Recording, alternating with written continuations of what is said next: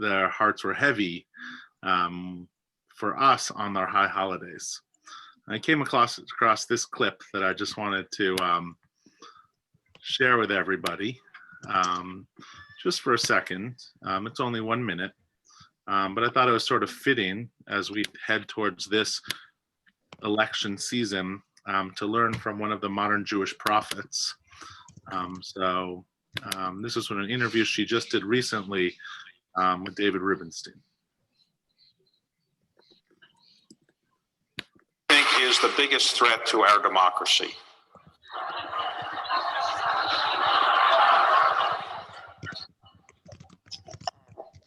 That doesn't care about preserving the rights we have. You know that great speech on liberty by Judge Leonard Hand? And he says that the fire, he said, if the fire dies in the hearts of people, there's no constitution and no judge that can restore it. So my faith is in the spirit of liberty. Right.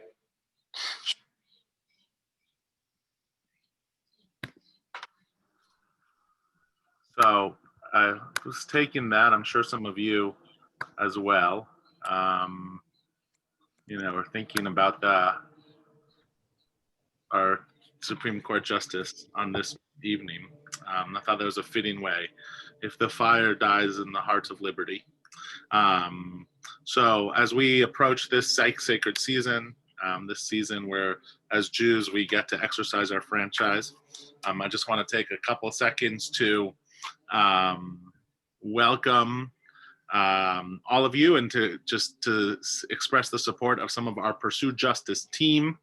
Nancy Fetterman, Nancy Cavalones, Michaela Hellman-Tincher, Diane Rolfe, who you see with her husband Joe, who's so helpful. Over the course of the last few months, Congregation Beth Am has sent over 20,000 postcards with Reclaim Our Vote and our partner organizations through the Religious Action Center, including to states like Texas and North Carolina and Georgia. We have held different ballot forums with the League of Women Voters of Palo Alto to encourage people to learn and study up on the ballot measures in our state and to be smart and caring and loving and thorough as informed citizens. We've held specific forums with some of our area churches and interfaith organizations through some of the broad-based coalitions that we've been doing with the IAF, the Industrial Areas Foundation, including meeting some of our local candidates. We have expressed the importance and need for democracy throughout all the work we do, and we will continue to do that. It's one of the hallmarks of being in this amazing country and this amazing season as Jews, that we have the ability to exercise our privilege and our franchise. And so it's something that no doubt everyone signing on will do that. But I'll just remind you really quickly that the last day to register to vote in the state of California is tomorrow. So if for some reason you've been sleeping under a rock like Honey or Rip Van Winkle for the last 70 years, get off your tuchus and register. And then just a final reminder, because Beth Am is a 501c3 organization and we encourage people to vote no matter who they vote for. This program will also be that. And we know many of you have strong opinions over who the next president should be and who your next senators will be and who your other individuals will be that we elect, but we are not choosing a candidate and we are not choosing a party today. So this is nonpartisan and we appreciate your respect for that. And no doubt Andrea Miller will also do that. So finally, before we turn it over to Andrea, we'll have Chris Witzel introduce Andrea. Chris has been a longtime member of Congregation Beth Am. She's served in many different facets at Beth Am, including with the Pursue Justice Committee. She lives in Palo Alto, and of recent times, she has been a board member, I think this is right, Chris, of the National Voter Corps. And so to be able to hold these dual hats the liaison to, well, I know we have many liaisons, but Chris is one of the best liaisons that we have to the issues around National Voters Court and also to our sacred synagogue. So Chris, thank you so much for all the hard work you do at Beth Am and everywhere else. And then finally, there is a Q&A box. We know it's hard with the Zoom. So if you have questions, put them in there. We want to hear from them. We want to hear from you. We want to hear what you're thinking about. And I'm going to stop talking. Sound good? Chris? Sounds good to me. Can you hear me? Go for it. You sound great. Okay. It is my privilege to introduce Andrea Miller, though I expect many of you know her already. We first met in person a couple of years ago when she came to a fundraising event in my home. I was so spellbound, I forgot to take any photos. Perhaps you've joined our weekly Zoom meetings to hear updates on Reclaim Our Vote, or maybe to learn to make nonpartisan calls to Black voters in suppression states, or lately to listen to experts speaking at a webinar series called Voting in Troubled Times. Well, tonight we're going to hear about several other programs and strategies too. Andrea is the founder of the Center for Common Ground, a 501c3 organization based in Virginia, which runs several campaigns, including Reclaim Our Vote. She's also the executive director of People Demanding Action, a multi-issue advocacy group with more than 400,000 members. In addition, Andrea is an IT specialist and former adjunct professor of IT at Johns Hopkins and Howard University. She also has experience in several political campaigns, including a run for a seat in Virginia's House of Representatives back in 2008. I know you're going to enjoy learning how Andrea combines political savvy, technical expertise, and a delightful sense of humor to fight voter suppression and support election protection. So Andrea, please tell us how you got involved in the fight against voter suppression and perhaps more. Chris, thank you so very much for that wonderful, wonderful introduction. I realized I got involved not so much originally in the fight against voter suppression, but in turning out the Black vote when I was 4 years old. I had two uncles who were aldermen in the Daily Machine. And so on election night, because my father was the baby brother, we always spent election night in some counting room for either Uncle Sam or Uncle Joe. And my dad was the gopher. Go get Miss Justice hasn't voted. Go get Mr. Thomas. Mr. Thomas hasn't voted yet. And what I realized kind of later in life was they were making sure that their most vulnerable voters were going to make it out and go to the polls. In 2016, the NAACP hired me to be the civic engagement coordinator in Virginia. And I realized we were doing exactly the same thing, except it wasn't just one precinct at a time. We were literally looking at across an entire state. And so because that was successful, I realized I want to keep doing that because I was looking at races where we just weren't turning out community of color voters. Great. So I have another question for you. How are you working with communities of faith? Well, we love partnering with communities of faith because there is a natural moral connection. There is this whole belief in economic and social justice. And in order to have any type of justice, that means that all communities must have a voice. How do we have a voice in our government? That is through voting. So if one group or several groups of people are having their vote suppressed, that means they have no voice in their government. So voter suppression can be pretty abstract to Californians. And in fact, most anybody with IDs and a car. So can you make this real, give us some real life examples of what it feels like to experience voter suppression? Well, I'm going to give you an example of one we got the other day from Mississippi. Mississippi did not allow COVID-19 as an excuse. Mississippi is 34% community of color, 29% Black. So the only people who can, quote, vote early are people 65 and older, the disabled, or people who are going to be out of the county on election day. We just heard that they are saying voters have to come in and vote in 5 minutes. They have to be done. So imagine being a senior, and Mississippi has a very complicated ballot this year. In addition to all the federal officers, there are some state officers, and they've got ballot initiatives. So imagine being an older person and you come in to vote and they give you this ballot and say, you've got to be done in 5 minutes. What?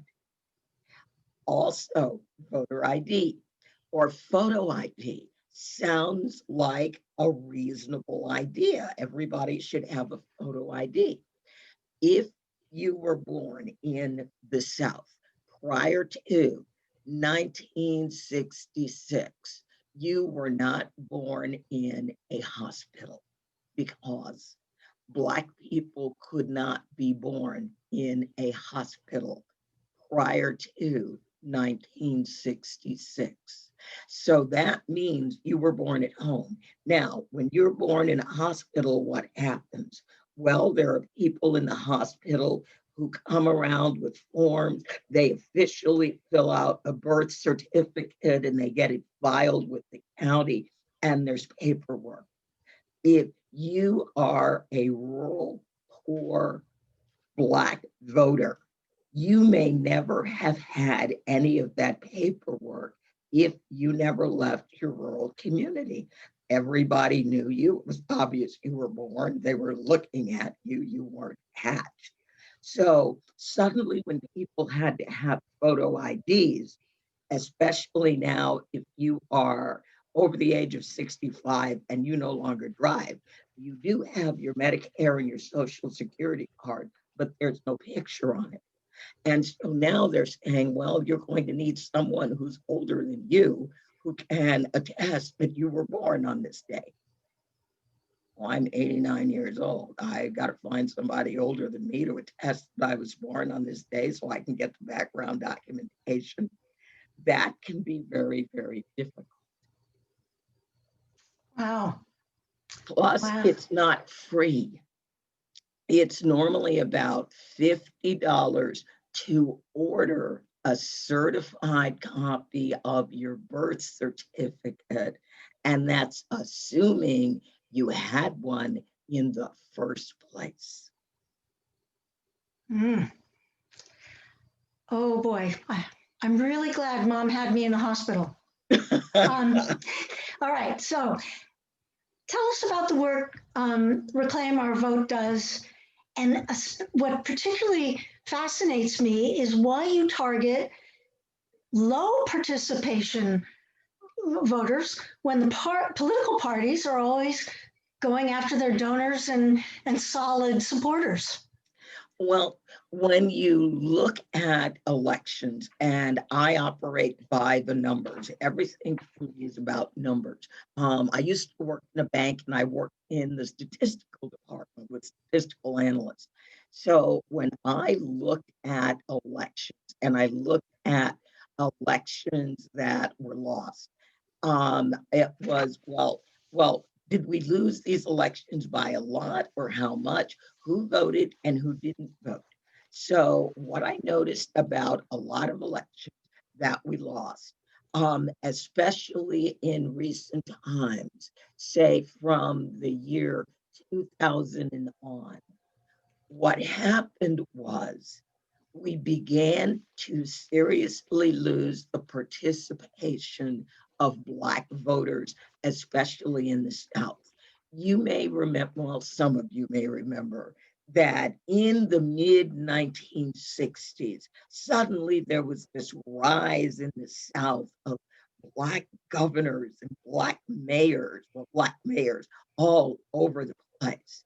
And then there came a point where that kind of stopped and things started to reverse. Well, part of that was when the party said, we no longer have to really do outreach to our base, the Black voters. They're always going to be there. We are going after the elusive white suburban voter who could also be a donor. And that is still true of many, many, many party committees to this very day. And I'm talking about both parties. They want consistent voters and they want voters who can donate. And so that kind of left a whole segment of voters out. They didn't have enough money to be donors.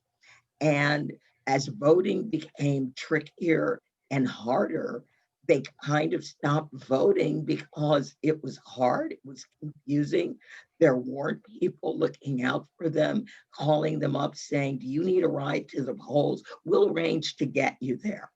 And all that had just kind of ended. And when I realized that was a problem, it's like, well, this is really easy to fix. The voters who are not participating, why aren't they participating? Let's call them up, let's invite them, and then let's remove the impediments. Okay.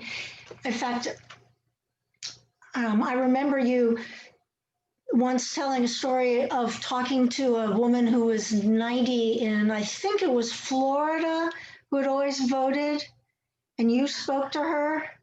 I didn't speak to, is this the woman who had gotten deregistered? Yes, no, not that one. Not that one. This was someone who said she'd been voting for decades because she always voted. She was 90 years old and no one had ever asked her to vote. This was, let me adjust the story. This was a woman in Mobile, Alabama. She wasn't 90, she was in her mid 40s. And my husband called her, and normally his office is downstairs. He was on the speakerphone. He called the woman. This was 2017. She wanted to know, where'd you get my number? He told her. He did his little spiel. She was going to vote. She had a way to get to the polls. And she said, I just wanted to tell you something. I've had this phone number for 15 years, and this is the first political call. We were just making sure she knew where and how to vote. This is the first political call I've ever gotten. The 90-year-old woman was something else. Oh, okay. Yeah. Okay. I mean, we've had some interesting stories with voters. So tell us a bit about the work Reclaim Our Vote does. Actually, you just, I want to hear a little more about their accomplishments and how you measure success. Because I know you're trying all sorts of things. And if I can throw a third question, which is, how did you figure out how to work remotely when we have this COVID problem? Well, number one, we've always worked remotely. I started doing elections in a big way in 2016 in Virginia, and we were just exclusively calling Black voters. And because I had recruited a team of older ladies in a senior apartment complex, and most of them no longer drove. Well, we didn't go anywhere. They just called voters from their homes. So we were basically born virtual. We had always been virtual. That was our norm. That was how we started. So when we did the Virginia again in 2017, we met people from California who were very interested in working in Virginia. So again, now we're adding a very remote component where the people calling the voters don't even live in the state. And then after we did Virginia in 2017, there was an opportunity to work with the Alabama NAACP on the special election in Alabama, turning out the Black voters in the Alabama Black Belt. So we've always worked remotely. This was not new for us. So when COVID came along in 2020, there was nothing that we had to change about our operation. We were already there. Okay. Now, what we did add in 2019, we love special elections because in special elections, there are so many voters who have no idea an election is going on. Normally, our big federal elections, voters know that that's going on. When we have a special one, now this is really an opportunity to work on and hone turnout strategies. So in North Carolina, we decided to work in District 3, a very, very rural district. And we discovered our phone numbers were even worse than they normally were. So we began postcarding. It was just an experiment. So all the voters where we had bad phone numbers, we sent them postcards because we had discovered that if we took voters where 100% of the phone numbers were wrong, 80 to 85% of the addresses were still good. So we had started just postcarding voters that had bad numbers. In 2020, we postcarded all rural voters because we were finding, especially for voter registration, 60 to 70% of our phone numbers were bad. So we just sent postcards. So you wanted a milestone. We sent 6.4 million postcards to voters this year. Wow, that is Yes, impressive. yes. So We Andrea, sent voter registration. We sent pledge to vote. We recruited 2,400 volunteers for the North Carolina NAACP. And then we worked in Texas, sending out vote by mail postcards for the primary to voters that were 65 and over. so Andrea, I'm going to let some other people get a word in edgewise because otherwise I would ask you questions all night. John, did you have something you wanted to say? Yeah, thank you, Chris. You're amazing. Chris, I could hear you ask questions all night. Hi, Andrea. Good. Thank you so much. I'm so inspired. I'm curious. How's your staff feeling these days? Like, what's the energy around, Reclaim Our Vote and Mi Familia Vota and all the amazing organizations that you're working with? Well, I feel really excited and positive when I look at the numbers of voters that are turning out. Here's one of my favorite voter stories. South Carolina, for the first time in her history, anybody and everybody could absentee, in-person, early vote.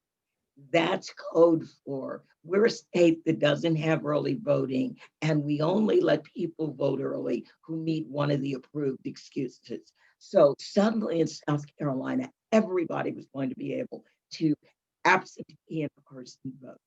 So we thought, oh, this is really great, but nobody in South Carolina knows this. This had never been a possibility. So I bought 13 billboards all throughout the state of South Carolina. We said absentee voting is for everybody. Vote absentee in person or by mail October 5th. And then the partners we had on the ground said, we want to do a big show. So they made magnets that said, vote your power. And then they had souls to the polls. So on October 5th, they went and picked up all the voters they were going to drive to the polls, formed a caravan of 30 cars, and rolled up at the polling location at 12:30. And they said the line went all the way down the block, down the street, and it went around the block. So they couldn't even park in the main parking lot. They had to go park in the extra overflow parking lot. And so when they walked over to the line, there were a lot of older people standing in line. And they said, well, you can go wait in the car and we will take your place in line. Nobody would get out of the line. People said, I've been here since 9 a.m. I'm going to stand in this line. I am going to vote. They wore out the batteries in 3 of the machines that they use for disabled voters when they bring the voting out to the car. That was so exciting. And they were saying, well, how did you know that you could vote today? And we were like, all the billboards up all over town. Duh. I love it. In this age of social media and billboards work. Let's remember that, Right, people. exactly. So, yeah. So I know that other people are asking this question out there, and I've seen it come through the chat. So we have something like 2 weeks and change before this election. And I know we should care about voting all year long in every single election and every single first Tuesday after the first Monday in November and every primary and every ballot initiative. And I know the answer to that. Yes. But I also know that we have something like 2 weeks and change to the election. And I know there's a lot of people who are listening in that want to know, we want to keep working. Like, we don't want to stop until polls close on that Tuesday night. So That's can you right. give us some thoughts of how we should go about that as individuals and as a synagogue? All right. Now, number one, we are going to be running the phone banks up until an hour before polls close in the various locations. So those phone banks will be up. We'll be trying to filter out early voting. We are so thrilled that a number of the people we are calling is like, oh, I voted. I voted. I made all my friends go vote. I love those phone calls, but just in case we encounter people who like, there's an election. Yes, there's an election. We want to make sure we turn out every voter that we can. I don't know if we will still have people to text, but I bought 3.3 million cell phone numbers. So we are texting voters wherever there's early voting, and especially in our states that use vote centers, Arizona, Florida, Georgia, North Carolina, and Texas. People don't know where they vote because a vote center isn't like the old fashioned where your parents voted in the precinct and probably they voted there almost all their lives. When they moved into the house, this is where they voted. By the time you grew up, they were still voting in the same place. Vote centers aren't like that. They change with every election. So where you voted in the primary and where you vote in the general could be 2 very different places. So what we did with our texting program is we automatically look up their closest vote center and then we text it to them. So we can say, right, your closest vote center is here. They're also not all open on the same date, nor are they open at the same time. So we tell people when the darn thing is open. So we are going to keep going up until probably that last hour before the polls close, telling voters that they can vote, helping them figure out where they vote, and really doing an incredible job on getting out the vote.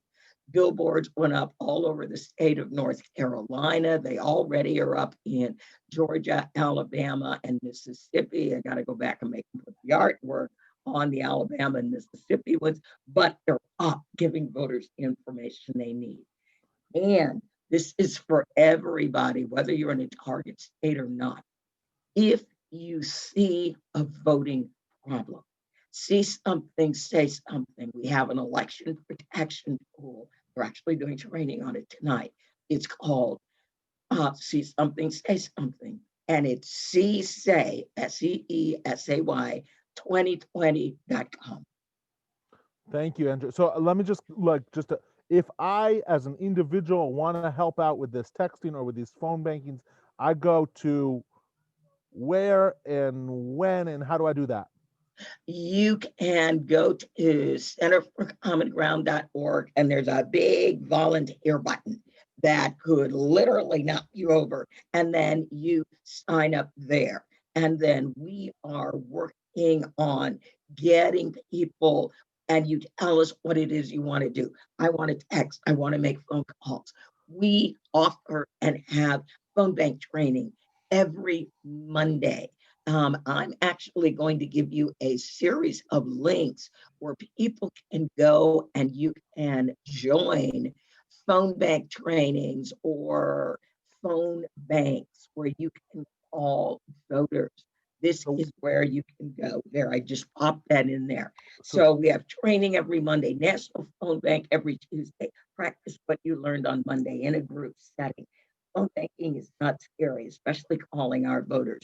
And then we couldn't think of anything else to call it. So we're going to make phone calls, have a phone bank on TGI Friday. That's awesome. So Michaela on our other call is probably the world's best phone banker. Yay! She's amazing. And not only that, but she has been hosting parties. So phone bank parties. So we all come together. If you would like to be part of a phone bank party with Betham, you can do that as well. And we've been working with the Religious Action Center, which is one of your partners. Yes. Getting these out. So this is lots of Rabbi Michael. Yeah, he's terrific. So I'll ask one more question, then we're going to just do the questions that have come in.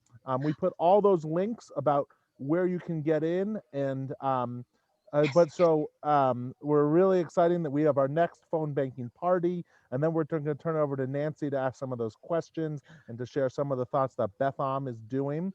Were you going to say something? Sorry, I didn't want to interrupt you. I was going to say I brought a couple of photographs of the billboards. So if at any point you want to see some pictures, happy to show you those, as well as the notorious RVG, our RV that is going around North Carolina, South Carolina, and Georgia and attracting crowds. I love it. I love it. I love it. So this is a question that's been on my mind. I'm sure it's been on other people's mind. And it has to deal with the pernicious act of voter suppression. And how, one is if we see that, or if we heard what we do if we see that, right?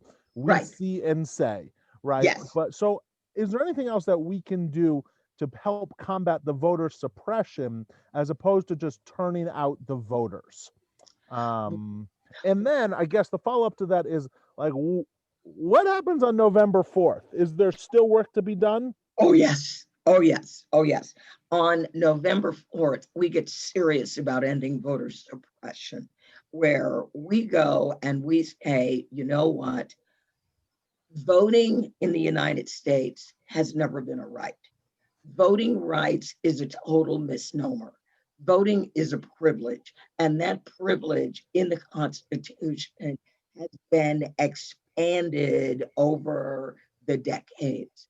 When the country was formed, the privilege of voting was only given to rich white men. Women didn't get the ability to vote until 1920. So we need a new constitutional amendment that says voting is a fundamental right. Any US citizen of voting age has a fundamental right to vote in any public election held in the jurisdiction in which they live. Boom, mic drop.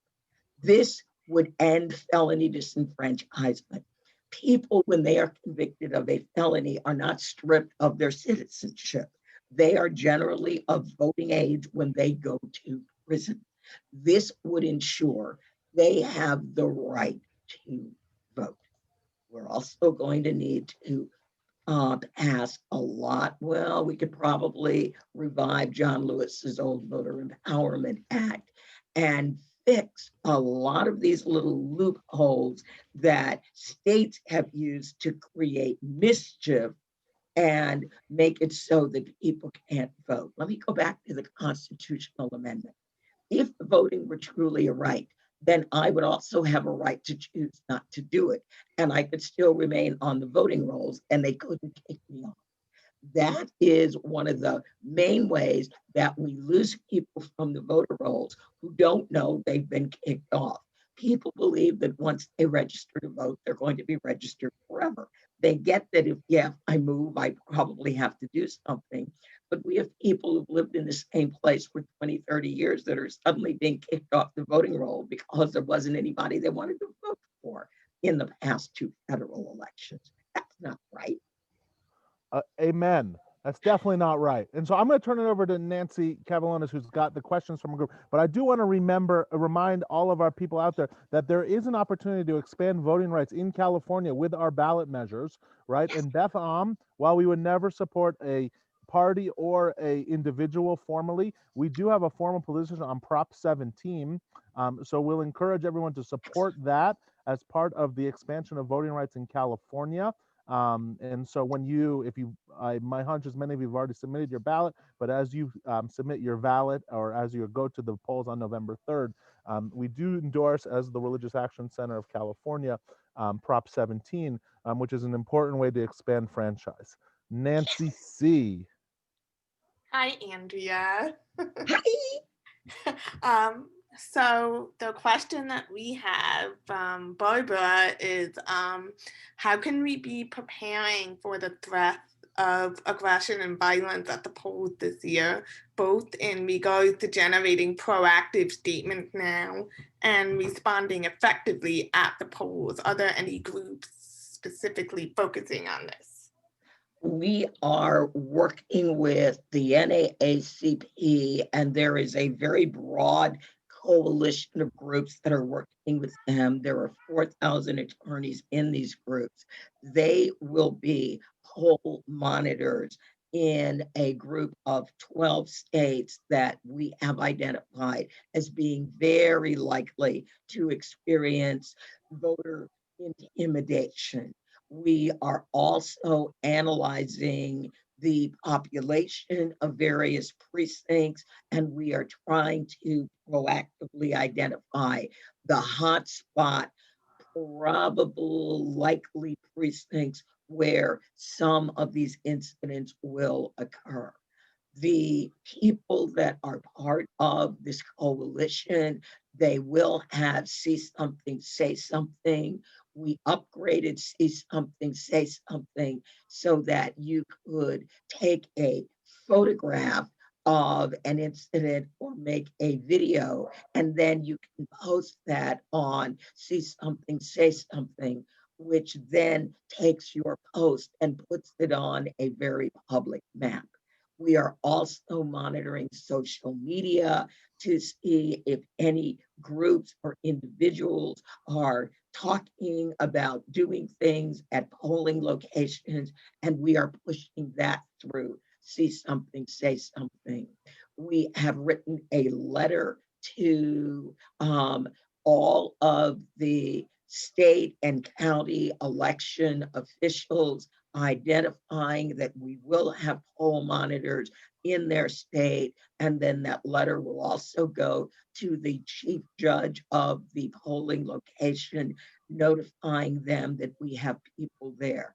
And on top of working to protect the voters who are coming there to vote, we will also be saying that at the end of election, as part of closing, we will come into the polling locations and we will photograph the poll tapes. These are the election results from the precinct before they get sent up to the county to have all those numbers put together so that the county can report. We will then take the images of those poll tapes. They will be digitized turned into numbers where our lead analyst, Benny Smith, will be analyzing all those numbers that come in on election night. Benny and his team. Yeah, that's good. It's so important to be proactive. Yes. There are many groups working on this, and I'm wondering, as individuals, is there anything that we can say or do to our election officials, like the voter registrar's office? Is it worth calling them and asking them what Yes. they're planning to do to protect the polls? Do you have some language that we can use if we want to call the voter registration office? Well, one thing that is a very, very good idea to call your voter registration office is ask the voter registrar, do you have a paper backup of your poll book? So that there is, remember, the possibility of hacking. So everybody, if you have not already voted, go to the website and take a picture of your active voter registration. Now, if you're voting by mail, you're probably okay. And this is really more in our voter suppression states. So that if you do choose to vote in person, if they tell you you're not registered, I'm sorry, but you're not registered. Instead of just fainting and going, oh, blah, blah, you can pull out your phone, you can pull up the photograph of your active voter registration, and you can say, I am registered to vote. Your poll book has been hacked. It is illegal to remove anyone from the rolls after August 6th, unless they are dead, standing here, not dead, not my ghost, or they have been convicted of a felony. Perfect. That's good to know that as individuals, we could be proactive too. Yes, yes, yes. And if you've got relatives in these voter suppression, or some people call them swing states, shoot them an email, give them a call, and say, if you haven't voted already, go pull up your voter registration, take that snap. That's great. I want to say, love it. It's ready for Halloween. that's right. I have one more question, and then we have a question from the audience too. All right. My question is, how do we hold secretaries of state accountable for making sure that election day goes smoothly and that secretaries of state are not politically influenced? That is a fabulous question, because the Secretary of State is responsible for conducting fair, safe elections. So yes. So again, see something, say something is a way of documenting a problem. So if there is intimidation at the polls, the secretaries of state, they have the same statistics on who the voting population is of precincts that we do, where they could proactively talk to law enforcement about, we are concerned that there could be outside agitation at the polls. It is against federal law to attempt to interfere with a person trying to vote. So it is not up to the states. This is federal law. Let me see if I still have, I do. I'm going to give you that legal site. So let me pull it up, and then I will paste it in the chat. And it's an old one. It is from 1948, when we were actually serious about elections. There. Great. So I have one more question, and people are demanding to see your billboard photo. Like, we want to see billboard pictures. I brought billboard pictures. Everybody loves the billboard pictures. Um, I love the billboard pictures. the question that we have is somebody is curious about whether there's any data about how people respond to getting the postcard, like in terms of efficacy. I think you touched on it before about phone. Oh, we got a lot of data on that. I mean, a lot of it is soft, but we had so many postcards this year for so many different reasons. And I'm going to go to North Carolina because we have more hard data from North Carolina. In North Carolina, we sent a postcard to every active community of color voter. I'm on a lot of Zoom calls with people from various groups in North Carolina. And it got to be a thing with people saying, you know, I got my Reclaim Our Vote postcard. I got the postcard. And then everybody, they would go to the meetings and they would hold up their postcards. Now, we also know that I became unilaterally hated by county boards of elections because lots of people were calling wanting to check on their registration. And I would say, look, number one, isn't it your job to work with your voters? And that normally kind of made them go, well, yeah, I guess. And they're like, well, why are they all of a sudden calling us? They're calling you because they want to make sure they're registered to vote so they can participate. I said on our postcards, we give them a website first. The people who are calling you are people who are not able to use the internet. So these are your vulnerable voters who really want to make sure that they are going to be able to vote.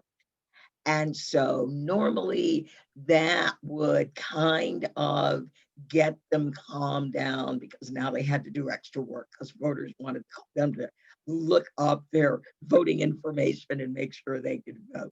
And it's like, but isn't that your job? Yeah. I guess it is. That's amazing. And that's amazing. I mean, not everything is meant to be, easy. Right. And you've got a job that involves voters.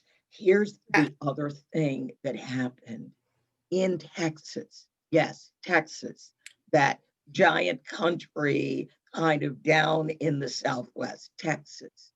We got a call from a county registrar saying, a lot of people have been calling and they've been getting your postcards, and we've been checking and letting them know some people are registered, a lot of people aren't. And we were wondering if you would be willing to postcard the 26,000 people that we are about to remove from our voting rolls because they have not voted in the past two federal elections. So the good registrars recognized what we were doing to help voters and that we weren't trying to make them look bad. We just wanted to make sure that voters who wanted to vote were going to have the opportunity. And the president of the Texas County Board of Election Administrators, who identified himself as a Republican, said, I have to admire what you do. And would it be all right if I told the county administrators that if they wanted to release their list of voters they were going to purge to you, that this would certainly be fine. That's amazing. Yes. Amazing. Yes. Nice. Yes. Yes. Yes. Yes. I have been sent some photos of the billboard, so I'm going to share them now. Okay, great. Yes. So here is. All right. Let's see what you've got. Yeah. I'll tell you where they are. Yeah, I have to set up this share. Sorry about that. Oh, all right. Okay. She's like, where's it? Where's it? Go. Here we go. Okay. Share my screen. All right. And here we go. So here's one billboard. Can everybody see that? It's coming. This is South Carolina. Absentee voting is for everyone. SouthCarolinaVotes.org. Yeah. These were the first billboards that went up around the country. Vote your power. There are 13 of these billboards in South Carolina, and the billboards have multiple pages. These billboards have 4 pages. So this is the first page. We only use digital billboards so that way if we need to quickly change something, we can. That's amazing. We have another one here. Yes, next. Let me see what else you've got. That's not the billboard. That is the See Something, Say Something logo. There is a billboard in the North Carolina billboards. They now have the big See Something, Say Something. They have them in South Carolina too, but it's beside the big purple Vote Your Power. In North Carolina, what we did was the black part in the middle, we sliced that out and then we made it big on the right-hand side. So we turned that into a billboard. I'm going to have 2 mobile billboards, 2 big trucks driving around Dallas, Houston, San Antonio, and Austin. On one side of the truck will be See Something, Say Something. This very ad, the square one, will be on the back of the truck. And over on the driver's side of the truck will be the Vote Your Power and something like early voting, early vote from now until October 31st. Vote, drop your vote by mail ballot, because remember now there's only 1 ballot drop box per county in Texas. So we're going to help people drop your ballot at the early vote locations. So vote, drop your ballot at early voting. And then we'll give them a link where they can find their early vote locations. Actually, I might have to give them one of our phone numbers because it's a secret site where they hide the early voting information, and it's very difficult to go through. Yeah, but that's the one thing that should be easy. So no, they made it very, very hard. And in Hinds County, Mississippi, the 2 websites, the Secretary of State website, Hinds County is conveniently broken. That is the largest county in Mississippi. The list of where the precincts are doesn't work. It's like one says, oh, there's no data at this information, and the other one, oh, the link is broken.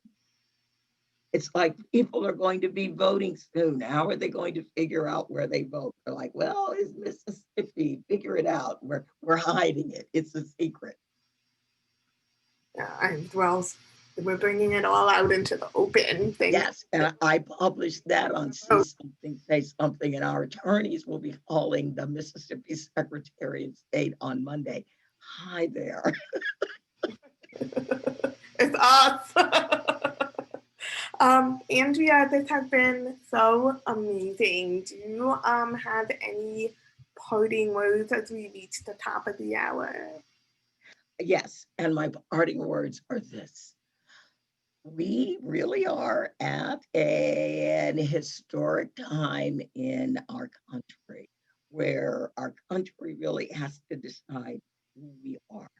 Are we this thing, or are we any resemblance of what we like to say we are, that we are the land of the free and that we believe in justice for all?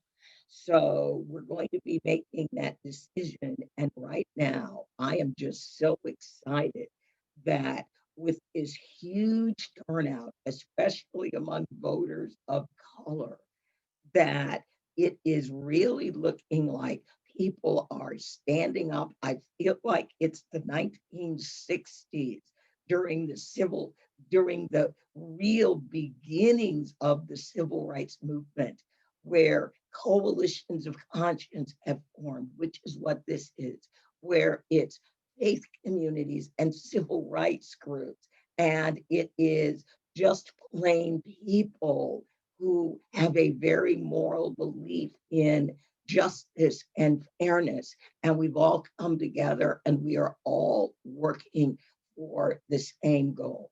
I believe that we will wake up on November 4th to something to really smile about, if some of us even go to bed on November 3rd, but whatever. I am expecting to be smiling from ear to ear on November 4th, because justice really will triumph. God doesn't like evil and ugly. We all know that. From your mouth to God's ear. So before we say goodbye to everyone, I do want to share with everybody that we encourage and we would love for everybody to make a donation tonight to claim our vote. Andrea, we thank you so much for your time. I thank all of you. Again, I can sit here in my office in Virginia thinking up all kinds of wild and wonderful things. It is only when we have our wonderful volunteers who step up that those thoughts become a reality. And by the way, Mississippi phone banks went up today. We finally figured out Mississippi, and it was as bad as we thought it was. That's great. And before we let you go, Rabbi John would like to offer you a blessing. Oh, thank you, Rabbi. Thank you. Before Rabbi John gives a blessing, which is a perfect way to end it, I'd like to say on behalf of all of the Beth Am and the greater community, it has been a great honor to join with you. And Beth Am has written 23,000 postcards. We are honored to do that for Reclaim Our Vote. And we are honored that the Religious Action Center, Reform Judaism, has joined together with the NAACP on this cause of fighting voter suppression. You are our inspiration, and we thank you. Let's all give her a great hand. And now for a blessing. So our tradition teaches that whenever we see a sage, we should say a blessing.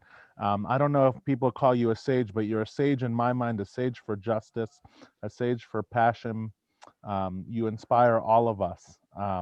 So we'll just take a moment to say, Avinu B'Shamayim, may God in heaven, may God who allows us to live in this wonderful country, whereas Jews, we feel freedom, whereas people of faith that we have the ability to express our ideas, where we can walk down the street without knowing that we have this sacred institution that we are charged to uphold.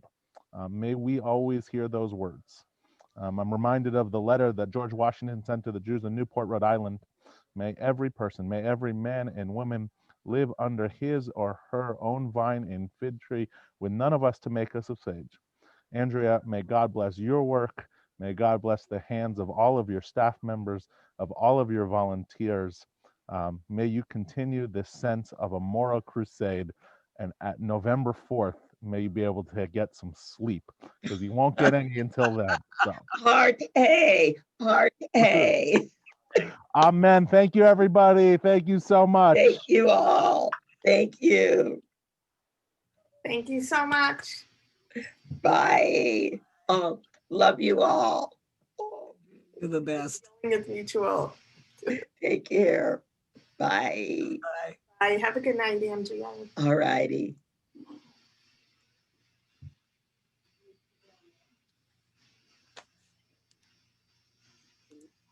Everyone, thank you so much for attending. We have some upcoming events that I think Nancy F. is going to mention. The upcoming events are very important. In fact, you can do it tomorrow. You just Google Reclaim Our Vote and get plugged in to calling, phoning right now or texting, but I personally love phoning, but I have friends who love texting. So whatever, get involved. And we are very honored, Betham, on October 25th at 2 p.m., we'll be having and basically sponsoring a big phone banking at 2 o'clock on Sunday, October 25th. We want you all there, but I would say stop phoning tomorrow. It's easy, it's fun, and you can leave messages, which is what I especially like. So please plug in right away, get involved, and save our democracy. Thank you all.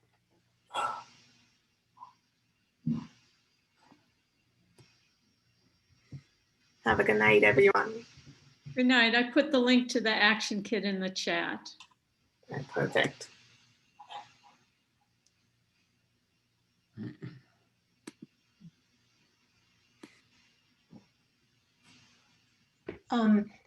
Is there an opportunity after the few participants leave that we could